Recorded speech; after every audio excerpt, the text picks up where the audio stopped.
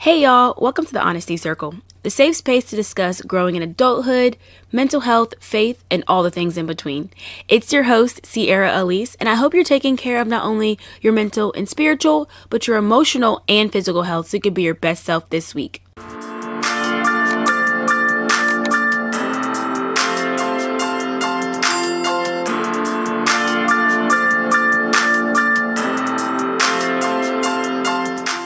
Hey y'all, welcome back to that episode of the Honesty Circle. It's your girl, Sierra Elise. I hope you're having a great day. I've had a great day today. I hope when you're listening to this, whenever you're listening to this, that you have a great week. Whatever time of the day you're listening to this, I hope you feel encouraged. And yeah, know that God loves you. So today's episode, we are going to be talking about managing our stress. Okay. Now listen, I am no expert. Okay, at all. While I'm not an expert, I'm just speaking to what I know and what I've researched because you're listening to someone who is the queen of stress. Okay. Now I'm working on it, which is why I'm doing this episode because I'm speaking from what I literally know from my lived experience. Okay. But I did want to kind of share some context from the World Health Organization, also known as WHO. So how to define stress? They define it as stress is the state of worry or mental tension caused by a difficult situation. They also share that stress is a natural human response that prompts us to address challenges and threats in our lives. So think about it. When I read that, I immediately thought about when I was in school, right? And you have a lot of tests going on, no matter what grade it was. Like it could be high school, it could be elementary school. Everyone feels stressed, but you have a lot of things, a lot of assignments, and you just don't know what to do, what's going to get done, how it's going to get done. When I tell you that used to kick me into overdrive mode. And I do find that they always say they work better under stress, which is why people procrastinate. Because stress gets you to address that challenge head on. And maybe you wouldn't have addressed it in that way. So even thinking about the assignments, it gets my stress levels a little high right now, but we are okay. And there's levels to stress. Like not everything, every stress that comes in your life is on a level 10, or not everyone is always on 1,000 or like the highest level of stress. Because we always also know that there is some low level stress that happens every single day in life.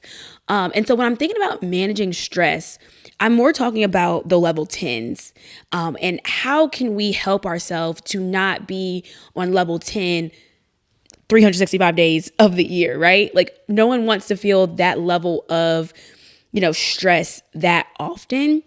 And so I just think it's important to know how to manage your stress, things you can do, tips, different mindset. Like there's so many different things that you can do. And it's also an individual journey. Like what might work for you and to manage your stress might not work for me, and how I manage and, keep my stress at a low level. But, so that's just kind of what I think about. So when you think about stress, like I said, everyone has some level of stress on a regular day. But I think of it as a sliding scale. Like there's different levels to it. So you have the ones, which is maybe like, oh, I'm running a little late, I'm getting a little stressed, right? Then you have the level 10, that's maybe like I have, even a school example, I have 3 tests all the same day, and I need to make sure I'm studying, but I also have a paper that's due the day after the day that I have all the tests, and I also am involved in something else, so I have 3 meetings at the same time. So like that is maybe like a level 10 to me, right? But what your level 10 is might not be a level 10 to me. So I want you to think about this. Think about what things get you to a 10, what things have you around a 7 to 8, what has you to like a 5 or 6, like what has you at different levels. And also think about this. Where do you find yourself when the flip switches? Where does the pressure feel too high? Because maybe for you, a level 7 might be where you're like, oh, whew, the level 7 is already too heavy. A level 7 is already too much for me. You may not always go to 10, but like this is a 7, but how I respond to my 7s, it's a hard way to respond. And so when it comes to 10s, for me and for you, when you think about what your 10 is, because my 10 is not your 10, but just think about the 10, level 10, right? When you think about the 10, what can we do? What do we do when we feel that it's increasing before it even gets to a 10, right? Because it does steadily increase. Like, like I said, there's the everyday stresses, and then it starts to build up. And then a lot of times it gets to a level, then that's where we're acting, that's when we're like, okay, we got to get it together, or dang, I need to do something. Hey, what am I going to do about this problem? So think about where it starts to like exponentially increase too, because it might exponentially increase for you. Like it might go from a 6 is okay, boom, a 7, you're way too high, and then an 8, and it goes worse up from there. So think about this in your own life. And so when I'm talking about things today, I want to make sure that we're talking about like the high levels of stress, or when we're feeling it increase. What can we do to not have it get to a 10 every single time? How can we manage our stress levels so that way we're not at a 10 365 days of the year? Maybe we're on a 10 days out of the year, right? Like maybe that's like not the most realistic, but we can only hope, right? Like maybe it's once a month you're actually on a 10, or maybe it's once every 2 months that you're actually on a 10. But we want to minimize how often we're at our peak level of stress, because we also know that stress does affect our actual body. Like you can feel stress within your body. And so it's important to not let yourself get to those high levels of stress. So what is causing your stress? Think about it. I want you to think what actually causes you to have stress on a day to day. And I want you to really write a list. Like don't just think what gets you to a 10. Think about what are the things on a day to day basis that give you some level of stress. And also think about those one-offs that might happen, or things the last time you did feel the most stressed. What did you feel? Why did you feel that? And where did you feel that? Okay. I know for me, sometimes I get stress headaches where my brain I actually will get a headache because it hurts. Like I'm that stressed. I also know that my stress does hold in my shoulders. So when I'm like super tensed like this and I need to like fully relax, our body holds our stress. And so what can we do to make sure that we are doing what we can to manage that? And so when I think about managing stress, I kind of have 3 separate categories, okay? 1 is the mindset, 2 is God, and 3 is actual tips to manage. And I say that because the tips are always going to be different. God is always going to be in the equation, like no matter what. Like there's never a time where God's not in the equation, or that he didn't give you some information in the Bible to help address that. So, and then also why I say mindset. And so I really think I want to start with mindset. This is something that I personally had to work really hard on, and I'm also still working on. Someone very important in my life has helped me with this truly, about how we're perceiving the stresses in our life, right? I think our perception of what it is and our perception a lot of times will make it escalate. And like I said, I'm speaking to someone who will jump from 1 to 10 in 1 second. Like I go to 10 a lot, almost 100% of the time. And so that's why I've been working so consciously of, okay, I can't keep going to a 10. I can't be every time about to cry which is another way I respond in my body. I can't go to a 10 every single time. And so my mindset had to change on how I'm perceiving what is going on around me. And I say that because not everything is happening to you, but it's happening for you. So, like all these things coming on my plate, it's not happening to me. I asked God for this, right? I asked to be more successful and to, whatever it might be, but you never know how this is God showing up for you in a way that you probably prayed for.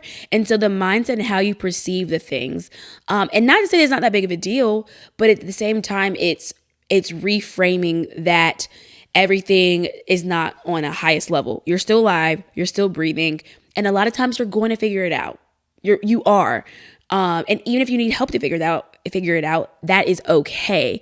But the important part is is the way you perceive it. So that way, you're able to be level-headed and figure out how you're going to tackle the challenge. Because that's what stress is. There's a challenge arising, and it's, okay, how I'm going to overcome that challenge. Because there's no challenge that's too big for you. There's not. There's no challenge that's too hard for you and God to overcome. Let's keep that in mind there.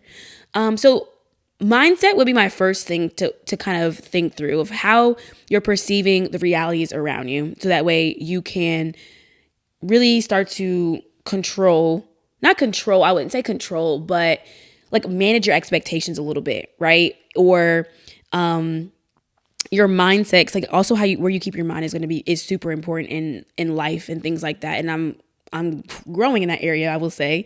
I take things very personally a lot of the time. And so knowing that everything is not that deep, some things are really that deep. No, they really are. But knowing that you can do it. And be confident, like back to the episode last week, you have to also be confident in your ability and your knowledge that you can overcome it, right? So that's a part of the mindset. Now, the second one is God, obviously, because God, a lot of times when I'm stressing, I know for myself, I can't speak for you, but when I'm stressing, a lot of times it's me trying to control something that I should be putting at God's feet. Right? Like I shouldn't be trying to do everything and, have a plan for every single step of the way and all these things. I shouldn't be trying to do that. Let God do his job. Let God have his role. Let God have his job back. And I'll say that every single time. Give God his job back. And so it's important when you are considering God in your stress management. It's laying it at his feet, but not picking it back up. Right? Like you can't when you're thinking about stress, it's a burden. It's something that's a challenge. If you trust that God is going to help you figure it out, trust that. You can't say that you're going to trust it and then try to pick it back up and carry it with you. Lay the burden down, give it to God, and leave it there. Leave it there. Don't think that you're the superwoman, the superman. Leave it there. Okay? Leave it there.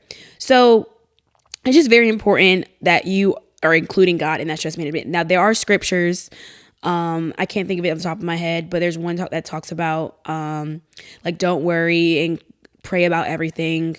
I can't think of the actual scripture, and I should have wrote it down, but I didn't. It's okay. But make sure that we are seeking the Bible for that as well, because there's so many characters in the Bible that went through stressful times, but watch how they responded. Watch how God showed up for them. And a lot of times you think there's not a challenge that you and God can't handle. So let him handle it with you. Don't think that you have to handle it by yourself. Don't think that you are not able to ask him and seek him and he won't give you what you need to help overcome that. Like he literally will. He'll give you either a plan, an idea, people. Like I'm not even going to put a limit on the ways in which he can help you. Just know that he can help you, period, at the end of the day. Okay. So God is number one, I would say. So I should put him number first, but God is number one in your stress management. Then we're going to think about mindset, but we also want to talk about the tips, right? Think about the tips. Like I said, now I'm not a professional. This is just what I've gathered. This is also what I do, to help manage my stress when I also need some practical things. Okay. So one, I take some breaks. Take a break. If you're in the office while this is happening, if you're in your apartment, if you're at school, whatever it is, take a break. Whether that needs to walk around, because also moving the body's on here. Because I said the stress is also pent up in your body. So sometimes moving your body helps relieve that stress, right? Sometimes shrugging my shoulders or stretching my neck out will help me relinquish some of that stress that I'm holding in my body. So take breaks. Another one, my mom would love this, so shout out to my mother when she hears this, is take a deep breath. When I tell you, me and my coworkers do this heavily, because I used to joke my mom, I'm like, girl, I don't want to take a deep breath. And now I'm like the deep breath queen. So my coworkers would be like, let's take a Sierra breath. Like that's what they literally say. And I forget what she calls it. It's like diaphragmatic breathing. And it helps activate some nerve in your brain, like the pressure. I forgot what she said. Basically, there's like a pressure, there's a nerve, and when you take the deep breath from your diaphragm, it releases pressure off that nerve. Okay. I could be butchering this. So mother, if you hear this, please comment. Or if you know, please comment below, on Instagram, on YouTube, and share what it is. I can't remember the exact thing, but point is, I'm not going to lie. I don't mind. I know the science behind it, but I do know it makes me feel better 100% of the time. Like every time, like my back feels like it's up against the wall, or I'm like, oh my gosh, I'm so annoyed. I'm so stressed. I'm so whatever. Boy, I take that deep breath. Let's practice a deep breath. Let's do it together. Okay. If you're watching, if you're not driving, please close your eyes. You take a deep breath in, hold, and out. You feel better already, don't you? I know I do, okay? That I actually just released so much tension right there. So take a deep breath. Take a break, take a deep breath, move your body. You can practice mindfulness and meditation.